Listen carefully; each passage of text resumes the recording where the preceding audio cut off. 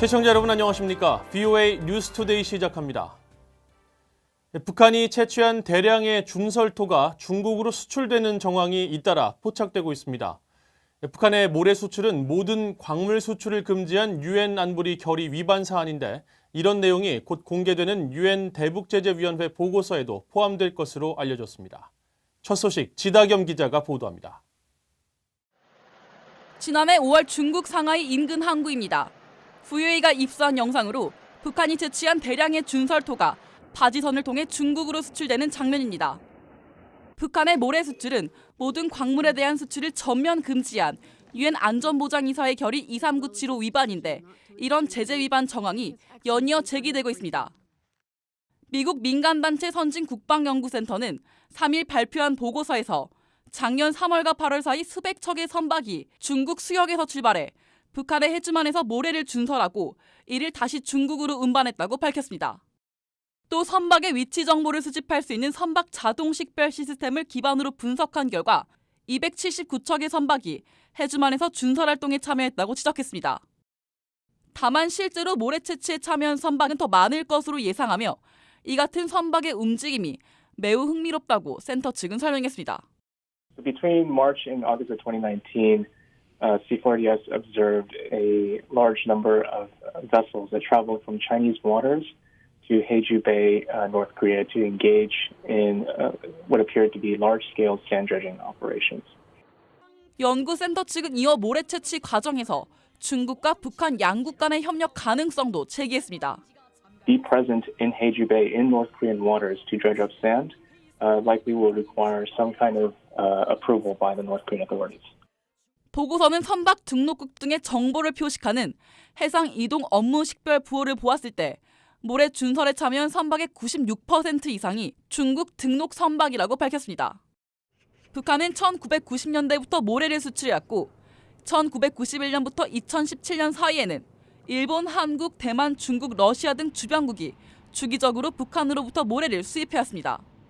유엔 안보리 대북제재위원회가 이번 주 공개하는 전문가 패널의 연례 보고서에는 북한이 최소 2,200만 달러 상당의 모래를 중국 항구로 수출했다는 내용이 포함된 것으로 전해졌습니다. VOA 뉴스 지다겸입니다. 미국 하원 외교위원회가 한국과의 동맹에 대한 미국의 공약을 재확인하는 결의안을 채택하고 북한 등 공동의 도전 과제 해결을 위한 긴밀한 공조를 강조했습니다. 하원 외교위원회는 4일 전체 회의에서 지난 1월 말 톰 스와지 민주당 의원이 대표 발의한 미한동맹 결의안을 채택하고 미한동맹이 민주주의와 자유시장 경제, 인권과 법치주의라는 공동의 약속을 바탕으로 영내 미국의 이익과 관여를 증진시키는 데 중요한 역할을 하고 있음을 재확인한다고 밝혔습니다. 또 이번 결의안에는 미한 간 외교, 경제, 안보 관계의 강화와 확대를 촉구하는 내용이 담겼습니다. 북한의 젊은 군인들도 자유와 인권을 누려야 한다고 워싱턴을 방문한 북한군 출신 탈북민들이 강조했습니다. 미 전문가는 TV 드라마에서 보는 북한보다 탈북민을 통해 북한 주민들의 실상을 아는 것이 더 중요하다고 말했습니다. 김영권 기자가 보도합니다.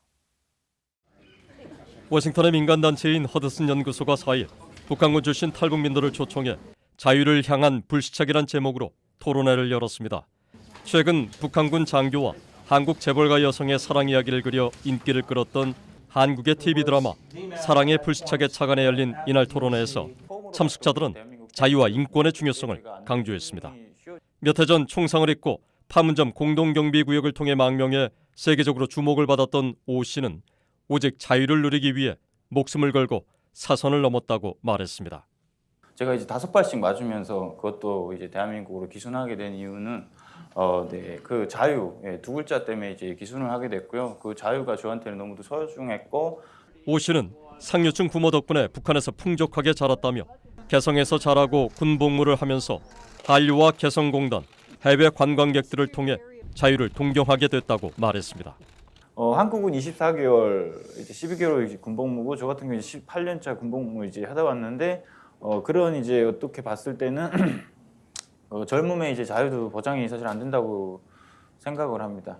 북한의 특수부대인 11 폭풍군단 출신인 이용길 씨는 최근 전 세계로 확산 중인 신종 코로나 바이러스를 보면서 북한 군인과 주민들의 건강이 우려된다며 결국 북한을 변화시키는 건 비핵화보다 인권이라고 말했습니다. 저는 비핵화보다 북한 주민들의 자유와 인권, 그리고 아시다시피 토니 원비어 씨처럼 북한의 고문에 의해서 이렇게 돌아간 이런 악마적인 북한 정권에 대한 규탄과 사과가 없다면 북한의 비핵화 아니 평화 통일을 바랄 수가 없다고 저는 생각합니다. 이날 토론회를 주최한 허드슨 연구소의 패트릭 크로닌 아시아 태평양 석좌는 한국에서 인기를 끌었던 사랑의 불시착은 드라마였지만 이날 증언은 북한에 대한 보다 현실적인 얘기라고 말했습니다. There's no doubt that the human rights issues have been given short shrift in general because of the need to try to prioritize the security issues. But in reality, they're all connected. 크로닌 석자는 북한 정권의 인권 탄압이 현대 세계 누구와도 견딜 수 없다는 유엔 보고서를 지적하며 북한의 인권 실상과 안보 사안은 함께 다루는 게 중요하다고 강조했습니다. BOE 뉴스 김영권입니다. 미국 민주당 대선 후보 경선에서는 조 바이든 전 부통령과 버니 샌더스 상원의원의 양강 구도가 구축됐습니다.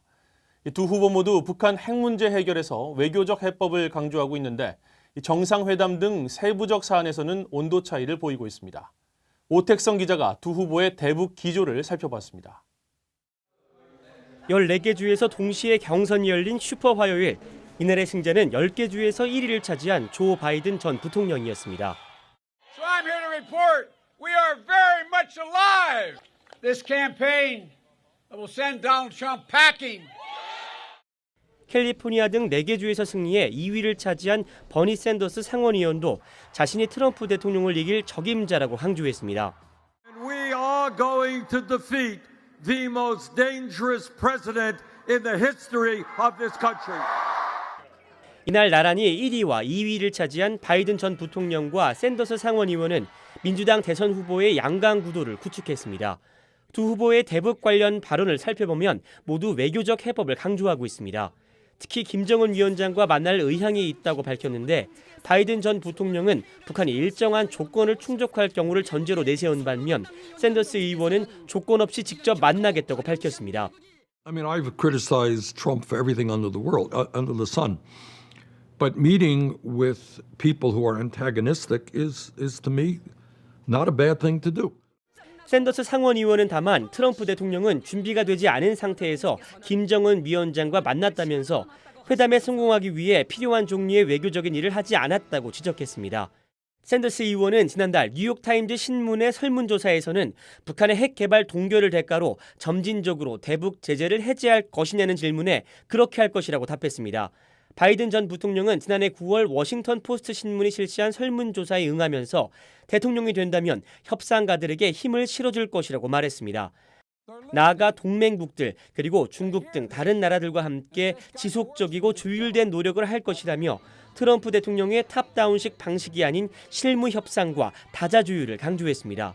바이든 전 부통령과 트럼프 대통령의 가장 큰 차이점은 김정은 위원장에 대한 인식입니다. 바이든 전 부통령은 유세 현장과 홍보 영상 등을 통해서 김정은 위원장을 폭군으로 부르는 반면 트럼프 대통령은 김 위원장과의 좋은 관계를 앞세운 친분 외교를 강조하고 있습니다.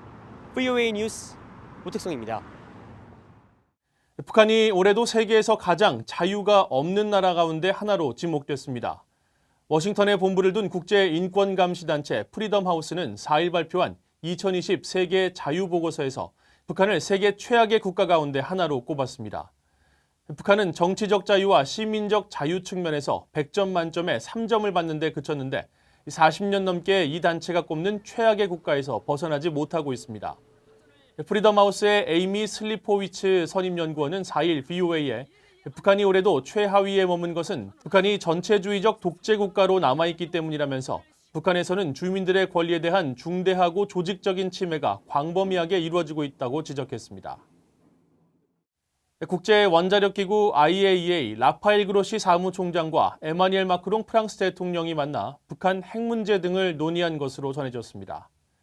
프랑스 대통령궁은 3일 마크롱 대통령이 취임 이후 처음으로 프랑스를 방문한 그로시 사무총장과 회담을 하고 북한에게 완전하고 검증 가능하며 돌이킬 수 없는 폐기, 즉 CVID 목표 달성과 이에 대한 IAEA 역할의 중요성을 강조했다고 밝혔습니다.